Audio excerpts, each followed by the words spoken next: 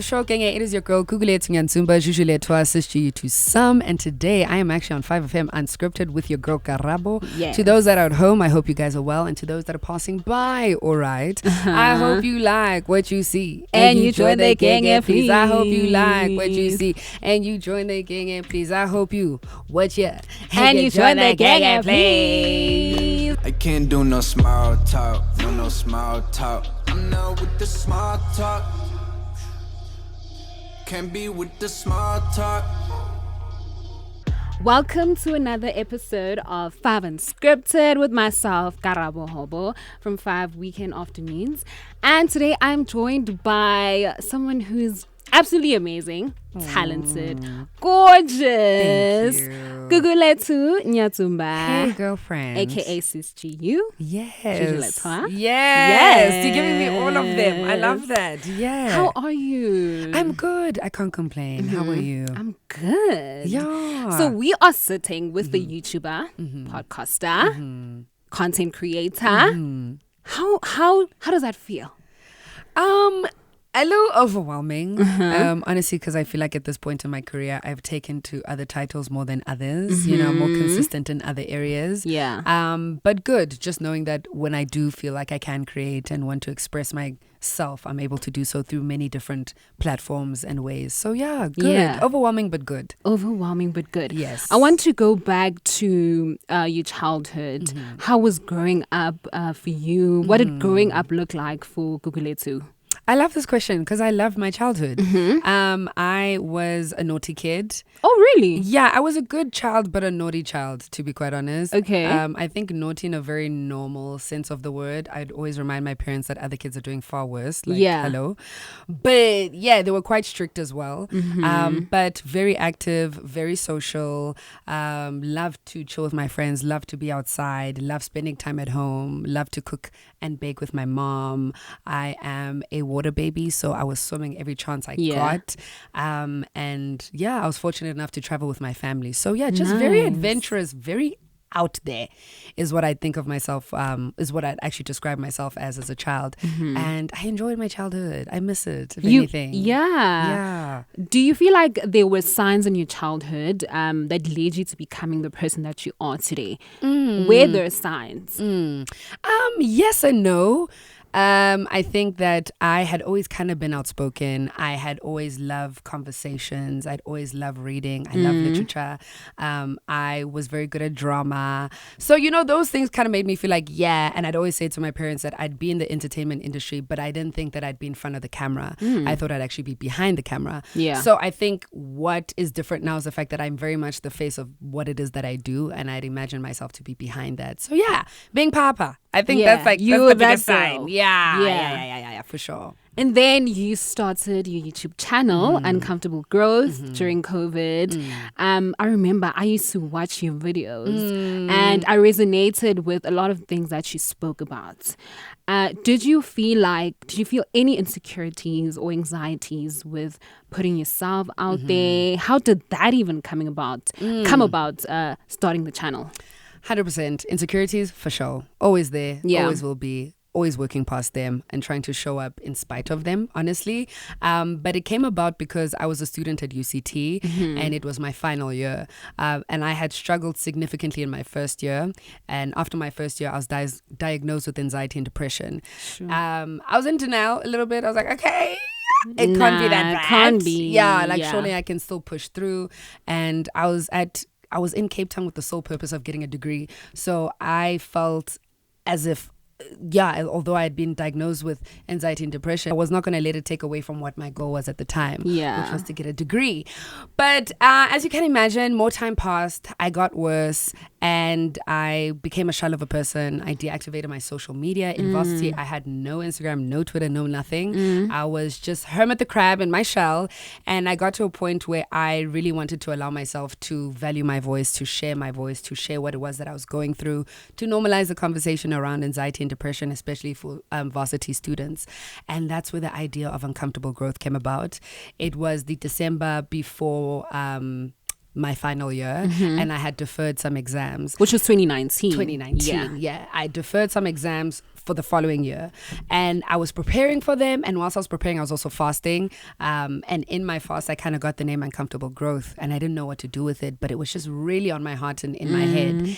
And eventually I kind of felt God tell me, like, girl, start a YouTube channel. Yeah. I call it Uncomfortable Growth. And I did that. And then I was like, okay, about what now? Like, you know, the platform is there, but what am I sharing? And I was just really encouraged to share my story, to share the fact that I was struggling, to share the fact that I did not see much for myself or of myself at the time, but obviously hoping and knowing that there'd be a brighter future for me. So the platform was created as a means to heal myself, to give myself a platform to just value my own voice, my own story, but also knowing that there are other people who'd be able to resonate. Yeah. In one of your videos, you spoke about dropping out of school. And for you, that was a very big, not problem, but like you found it, it felt like you were disappointing your family and your friends. How did that journey go? You know, also because it was a final year and you just felt like, I'm dropping out of school. I can't do this. But how did that feel, you know, and also just to go pursue your goals and your dreams? It must have been difficult. Extremely difficult. Yeah. I think I was in denial as to the fact that I was diagnosed with what I was diagnosed with. And then I was also kind of in denial because I did not want to let my parents down. So I kind of stayed in it for as long as I could. And then I kind of got to the point where I was crashing and burning. And I was like, in the hour. And I'm inside the house. 10 past 4. 10 past 4. Yeah. And I realized that I'm putting myself in this space that I don't need to be. I need to actually prioritize myself and my health. And I may let down my parents and I may let down my friends and family. But if they truly care for me, they'll understand that I need to give myself the time to heal. So I made peace with it at first. I was like, okay, cool. I'm going to drop out. And then I told my friends, I said, okay, guys, here's what's happening. I need time out. And honestly, most of them were very relieved that I'd taken that decision because they were very worried about me at the time. So they were like, okay, cool. Well, you're now at the point where you're wanting to take this seriously and giving yourself the time to heal. So kudos to you. When it comes to my parents, I didn't tell them. Keep in mind, they've taken me to UCT. They're paying for my apartment. They think this child is in that city to study. Okay? And you're not. I'm not studying. I already said hasta la vista. So I took the break and I started my YouTube channel. And funny enough, someone sent the YouTube channel or a YouTube video to my dad. My dad watches the YouTube video and he's like, okay, what's going on? I thought you're studying. What is this that I'm seeing? You have all of the time to kiki, haha, hee hee. On top of your schoolwork, what's up? And that's where the conversation happened. And I said, you know what, guys, I have taken a leave of absence. I do not suggest that anyone goes about it in the way in which I went about it. Your parents definitely deserve to know. And I should have started there. But I understand that at the time I was really scared. And I felt as if my parents wouldn't have encouraged it or supported it. If anything, they would have wanted me to stay in school. And I knew at that point that I needed to take the break. So when I had the conversation, obviously, a whoop, jump scare. Everyone is shocked. My dad was disappointed. My mom was just very confused. She was just like, when did we get here? And that's because I had also hidden a lot of my symptoms from them. So they didn't actually know just how much I was struggling. But yeah, eventually they kind of got into it. And then the conversation about what are you going to do next came about. And I'm now talking about the fact that I want to be a YouTuber. And they're like, what is YouTube, baby? And what is it? How are you going to get paid? And there was a lot of resistance, I'm not going to lie, in the beginning. Not that they were in my way, but they weren't really supportive of it because they were confused themselves and I understood it. But as I grew in it and they saw me heal and almost come back to myself and be the child that they knew me to be, they then saw that where I was where I needed to be. And ever since then, it's smooth sailing. But you know, Black parents also, it's a matter of making money. And when you make money, then they're like, okay, cool. That's when they see. That's when it's like, a real thing. Yeah, we can support this. So that's how it came about. So your YouTube channel grows. You become this YouTube sensation and you grow a community, even your subscribers. And this leads to you starting your podcast, After School with Sis GU. Yes. And in one of your episodes, you speak about people pleaser syndrome, something that I resonated with.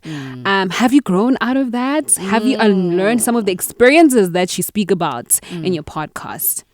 I don't like this question because you're putting me on the spot. I'm in a far better place than where I was when I recorded that episode. but I'm constantly having to check myself, to be quite honest. I Yeah. do think that there are moments where I can feel my people pleasing tendencies coming out, knowing that I'm upset about something, but wanting to like keep quiet about it because I'm worried about how someone else is going to take Yeah. it or how I'm going to look. So I definitely have moments where I have to check myself. But for the most part, I definitely don't exist in that anymore.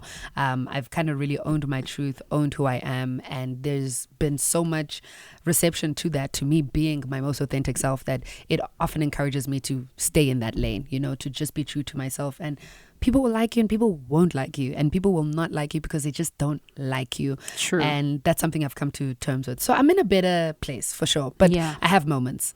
Yeah, definitely. It's here and there. Yeah, here and there. Here and there. Yeah. And you've worked with some amazing brands in your journey, which led you to working with House of B&G by Yes. Bonang Matheba. Yes. How did that come about, girl? Girl, what had happened was... What had happened? Was she launched the drink. Yeah. Big fan of Bonang in general. Grew up watching her, always just...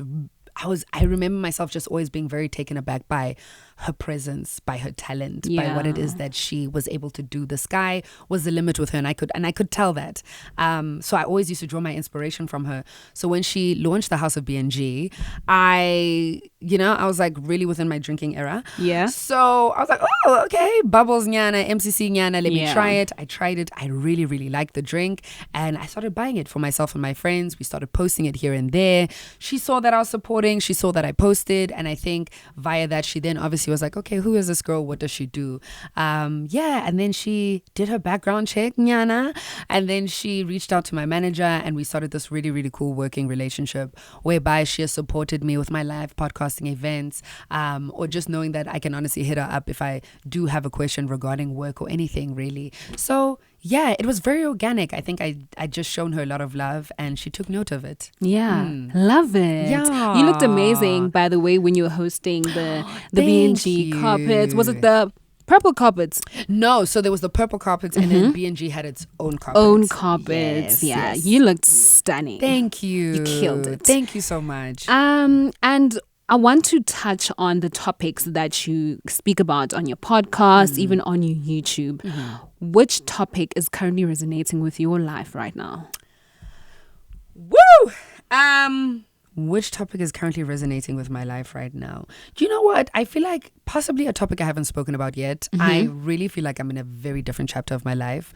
And I want to share that with everyone. But because I'm really in the midst of it, I'm trying to honor that and allow myself to kind of navigate the space and then speak, up about it. But it feels like a season of loss. But I am not new to this. I'm true to this. So I know that when I am losing things and people, it's because more space is needed for whatever it is that God is going to bring. So I feel like I'm in a season of shedding. Season of shedding. I'm pruning for sure. I'm also having to outgrow certain characteristics about myself that I don't like anymore. It just feels very real and raw right now. Yeah. So that's kind of what I'm going through. And you speak about navigating friendships and being the person that you are, self-aware, all about self-development. Do you feel like it's difficult to, be open to new friendships because you've outgrown to be this person that self-reclusive, right? So is it difficult to open up to new friendships and, navigate new friendships, being the person that you are? No. Do you know what's crazy is that a new friend and I were having a conversation the other day about the fact that we feel like it's easier to open up to our new friends more so than what it is to speak to our old friends. And I think that has a lot to do with the fact that when you do make a new friend, we're really meeting each other at where we are right now. I'm choosing Karabo for who she is. I don't know you for your past. I don't know anything else other than what you're presenting to me. Yeah. And I think the older we become, the easier it is to know what you like and people know what you don't like. So from that perspective, not really. I've actually found that the people I've made friends with in the later half of my 20s, that I've really enjoyed those friendships, that I think I really needed them as well, and that they speak to parts of me that my old friendships maybe don't speak to anymore. So no, but in terms of me being reclusive, yes. Like I'm friendly. I can kiki hee hee ha ha with anybody. But when it comes to bringing them into my spaces where I'm very wary. But I think I've really been able to strike a balance, you know. I am somewhat trusting of people. I don't really think that people are out to get me or people are weird for the most part. But when I do see that, baby, you're out. Hasta la vista. I'm out. I'm out. Yeah. So I think I know how to guard my heart. I know what I like. I know what I don't like. I also think at a phase in my life I was very friend crazy, and it had a lot to do with the fact that my life felt very empty and I wanted to fill it up with as much as possible. And sometimes you fill it up with people that actually don't deserve to be there and people that actually aren't really rooting for you or care for you. So yeah, I went through that. It's like, oh, you have all these friends, and then you realize like, oh damn, all these people actually aren't my friends. They're not your friends. They like they don't like you like that. Yeah. And then I went through like a pruning stage, and then I was left with the friends that I have now, and it's just been a matter of like building on that and allowing new connections when need be. Yeah. In one of your videos on Uncomfortable Growth, you spoke about being a cool girl. Yes. I'm speaking girlfriend. about this because I also had my personal experience of being like the cool girl. Fast forward now, have you grown out of that? Are you in love? Ooh. You know, are you in a better space in terms of that, you know, that part of your life romantically? Yeah. If there's one thing I've grown out of that I've spoken about on my channel publicly, it's the cool girlness. She is dead and gone. Being a cool girl is not cute. It is not cute. Today. Leave it today, not tomorrow. Yeah, I think after I actually shared my story time and I then had the video about being a cool girl, that experience rocked me to the core. And I said, I'm never going to do that, I get that ever again. Yeah. And I was able to just really understand what I bring to the table, what my worth is, who I am, and that I just deserve better. So cool girlness, no. Love life, it's on 0, which is very unfortunate. Fortunate, unfortunate. Well, I hear you though. Actually, fortunate, unfortunate. It's fortunate, unfortunate. Yeah, for sure. But like single and enjoying it, but very open to meeting people. I love that. I am not really one who likes to take things too seriously too quickly. Like I just enjoy the notion and the process of laughing with someone, getting to know them. Yeah. So I'm very open to that. But yeah, single. I've seen enough. Yeah. Girl, I get that. I have seen enough. I get that. What does the future look like for Gugulethu? The first thing that comes to mind is that I think of myself being very happy. Me being happy is the most important thing to me. I think that because I had been in a space once where I didn't necessarily see myself achieving things, I didn't see more life for myself.